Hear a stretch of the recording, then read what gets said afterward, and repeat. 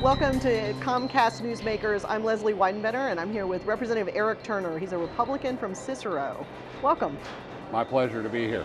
So one of the bills you've been working on this year would actually speed up the time when online retailers start collecting sales taxes. Can you talk about that and why it's important? Well, it's one of the things we've studied in the State Tax and Financing Commission that I chair this past summer, and one of the things we found is retailers that come in, particularly small businesses that come in and tell us, individuals, Hoosier constituents come into their store, look at the big ticket items, the refrigerators, the big screen TVs, and oftentimes will order it online before they leave the store to avoid the sales tax.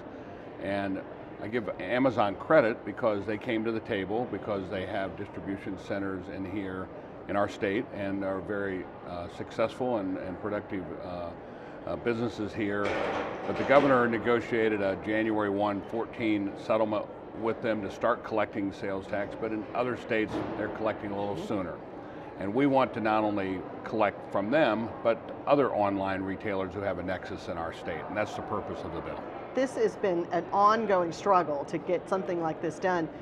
How important is it that Congress step into this? I think it's very important, frankly. I think it's a national problem. Obviously, many of us look to online to compare, and if we see a price, and we have a 7% sales tax in this state, so that's a significant difference, particularly on a big ticket item. So I think it's just a fairness issue and to protect the brick and mortar stores in our state. The House has passed a budget. Tell me what you thought of that budget. What do you like? What would you like to see changed? Well, Chairman Brown did an outstanding job, and that's, as you know, Leslie, where I spend a lot of my time in the General Assembly on Ways and Means, working with Tim, other members of Ways and Means. I think it was a very good budget, good starting point. We invested heavily in K-12 education, higher ed, roads that many of our constituents want us to continue to put money in roads.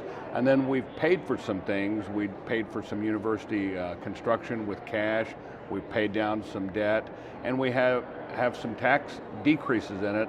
I had the pleasure of being the author of an inheritance tax phase out in the last session.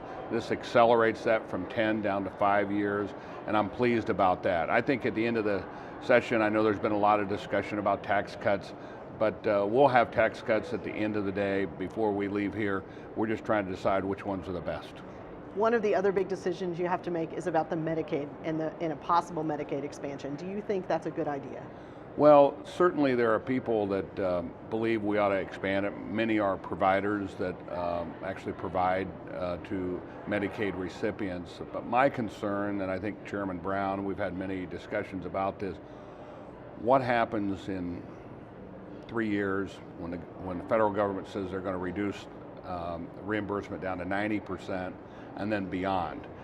This is a federal government that has more than $16 trillion in debt, making promises that they're going to be there for us.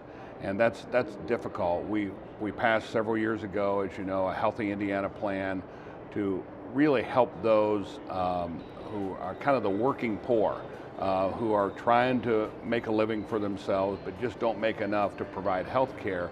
And that's been a very good program. I compliment the governor in trying to use that as a framework to expand Medicaid in our state, but we'll see if the feds agree with us or not. Thank you so much, Representative Turner, for being with us. My pleasure. I'm Leslie Weidenbender with the StateHouseFile.com and Comcast Newsmakers.